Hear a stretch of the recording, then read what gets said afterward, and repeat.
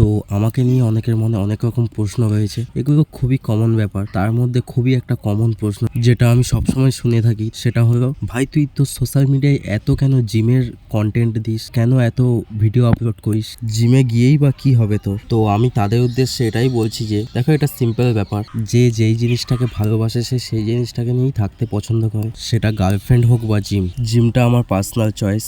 অনেকে আছে যারা সোশ্যাল মিডিয়াতে আউফাউ জিনিস আপলোড করে এবং তাদের ফলোয়ার্স আমার থেকে অনেক গুণ বেশি। সোশ্যাল মিডিয়াটা যদি এদের মতো পাবলিকদের জন্য হয়ে থাকে, তবে আমার জন্য কেন নয়? তবে তোমাদের মধ্যে অনেকের এটা পছন্দ নাও হতে পারে, কিন্তু নিজেকে ফিট অ্যান্ড হেলদি রাখা মোটেও একটা কোনো খারাপ বিষয় নয়। তাই টাকা পয়সা কামানোর পাশাপাশি নিজেকে ফিট রাখা অত্যন্তই দরকার, কারণ জন্ম থেকে মৃত্যু পর্যন্ত একটা জিনিস সবসময় তোমার সাথে থাকবে, সেটা হলো তোমার বডি। তাই নিজেকে সুস্থ রাখতে গেলে হেলদি খাবার দাবার খাওয়ার পাশাপাশি ব্যায়াম করাটাও প্রয়োজন।